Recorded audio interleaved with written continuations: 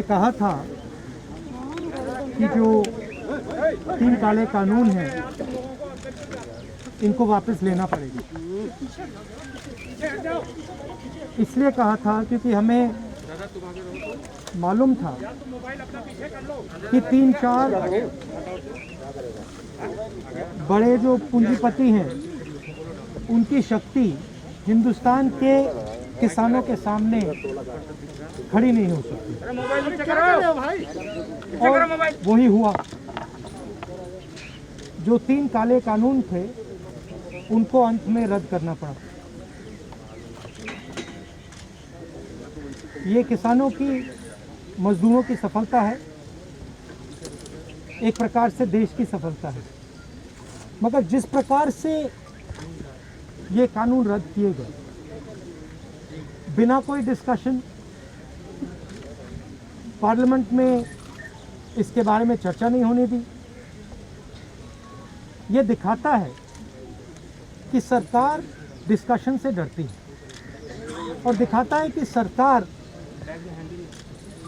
जानती है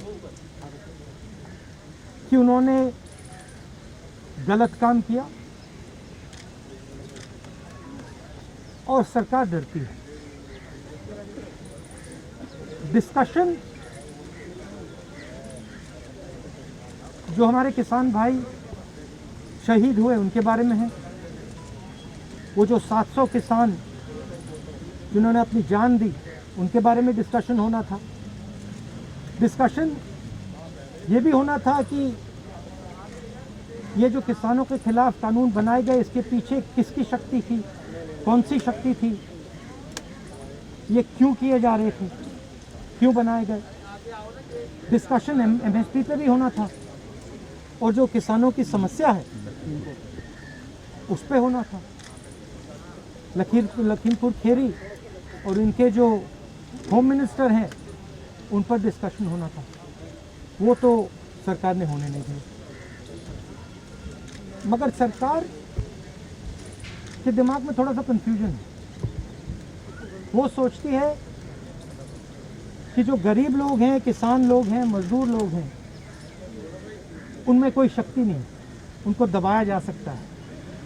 और इस एपिसोड में ये दिखाया है कि किसानों को, मजदूरों को, गरीब लोगों को, कमज़ोर लोगों को हिंदुस्तान में दबाया नहीं जाता। अंग्रेजी में बोल। We had mentioned earlier that the farm laws would have to be withdrawn, and we had said it because we understood that the might of 3 or 4 large crony capitalists cannot stand against the might of the Indian farmer and the Indian laborer, and that has come true. What is unfortunate is how the bills have been repealed without any discussion, without any conversation. We wanted to have a conversation about the forces behind these bills, because these bills do not just reflect the view of the Prime Minister. These bills reflect the power behind the Prime Minister, the power of people and forces behind the Prime Minister, and that is what we wanted to discuss. Who actually is behind these 3 bills? What are the forces that are behind these 3 bills? We wanted to discuss MSP. We wanted to discuss Lakhimpur Kheri. We wanted to discuss the 700 farmers who died in this agitation. And unfortunately, that discussion has not been allowed. This is a reflection of the fact that the government is terrified of having this discussion. The government wants to hide. The government does not have the guts to stand up for its actions.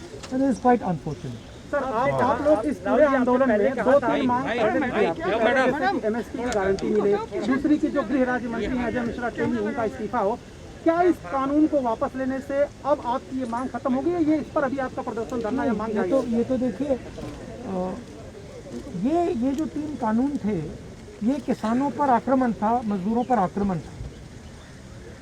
मगर किसानों और मजदूरों की जो difficulties हैं, मुश्किलें हैं, वो एमएसपी, कर्जा माफ़ी, वो लंबी लाइन, लंबी लिस्ट, और वो अभी तक मतलब उनकी मांगे हैं और उनको उनका हम समर्थन करते हैं। सर बीजेपी का ये कहना है सर कि जब प्रधानमंत्री ने राष्ट्र नाम संबोधन में माफी मांग ली और अब जब तीनों कृषि कानून वापस हो गए लोकसभा और राज्यसभा में, तो डिस्कशन की जरूरत क्या है?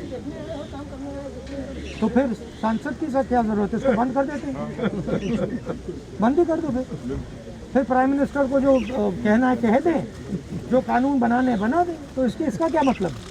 राहुल जी जो बंद कर दो। राहुल जी लड़ाई कहाँ तक लेके जाएंगे? 700 किसान को मौत हुई है, वो 700 आदमी के लिए आप लोग कुछ आगे कुछ कदम चलाएंगे? सेंट्रल गवर्नमेंट से बीजेपी गवर्नमेंट से चला रहा है, उनके से कोई उनका राहत मिले? आपने कहा कि प्रधानमंत्री ने माफी मांगी, इसका मतलब प्रधानमंत्री ने ये एक्सेप्ट किया कि उनकी गलती के कारण से 700 लोग मारे गए, उनकी गलती के कारण से ये जो पूरा आंदोलन हुआ है। तो फिर अगर उन्होंने गलती एक्सेप्ट कर ली है तो फिर कॉम्पनसेशन देना तो पड़ेगा। राहुल जी आपने पहले कहा था कि तीनों कृषि कानून वापस लेने होंगे, सरकार ने अंतोगत्वा ये बिल वापस ले लिया। अब सवाल यह है कि देखिए जिस प्रकार से लिया है इन्होंने, सबसे पहले इसमें किसानों का अपमान किया है। उन्होंने कहा है कि थोड़े से किसान के संगठन, एक सेक्शन, एक सेकंड में पढ़ लेता हूँ। A group of farmers are protesting against these laws. ये कोई ग्रुप नहीं है, ये हिंदुस्तान के सब किसान हैं। पहले आपने इनको खालिस्तानी कहा, अब आप इनको ग्रुप ऑफ फार्मर्स कह रहे हैं। ये ग्रुप ऑफ फार्मर्स नहीं है, ये हिंदुस्तान के सारे किसान हैं और ये समझते हैं कौन सी शक्तियां इन पर आक्रमण कर रही है। सर आप लोग किसानों के लिए क्या की? किसान संगठन के नेता अभी भी बॉर्डर पर बैठे हुए हैं।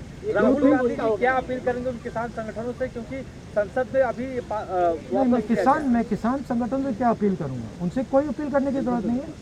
मैं ये कह रहा हूँ कि जिम्मेदार कौन है? जिम्मेदार किसान संगठन है। उनने क्या गलती की? उनके 700 लोग शहीद हुए हैं, उनको आपने मतलब 1 साल यहाँ बैठा रखा है, उनको घर नहीं जाने दिया आपने कहा कि गलती मेरी है, तो फिर आप कॉम्पनसेशन दो ना, और जो इनकी मांगे हैं उनको पूरा करो, एमएसपी पूरी उनको दो।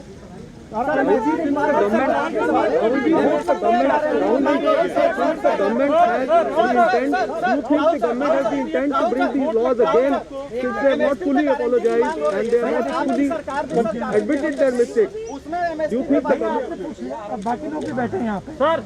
Do you think the government will bring these laws again? Since their intent is not yet clear, since they have not agreed to all the demands, and do you think they will bring them again? This is not an isolated event. This is the thing to understand.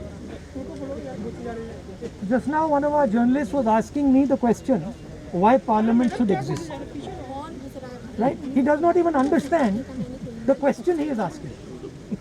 Because this entire instrument is captured by the same forces that are pushing the farm bill. It is the same forces that carried out demonetization. It is the same forces that put a flawed GST. It is the same forces that didn't give any money to the poor people during COVID.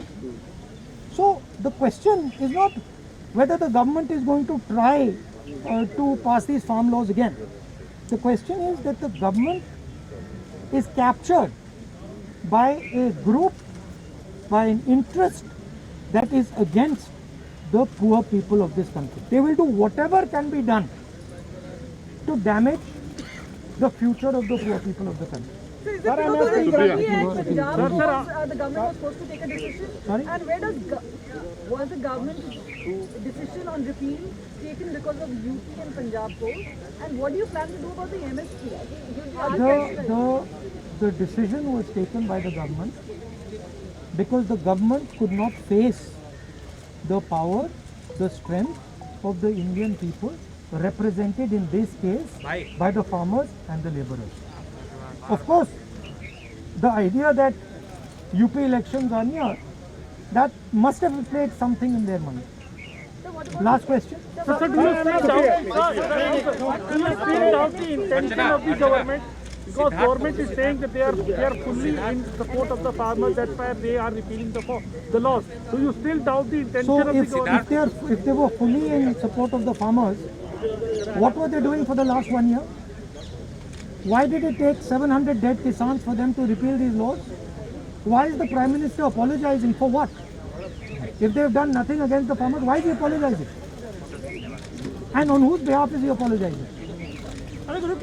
So the intention is bad. And as I mentioned just now, it is not, I mean, the Prime Minister is an instrument of these forces. The Prime Minister is the tool of these forces. These forces sit behind the Prime Minister. These forces capture the media and they pass laws like the farm laws. They do demonetization and they are inimical to the future of this country. Thank you very much.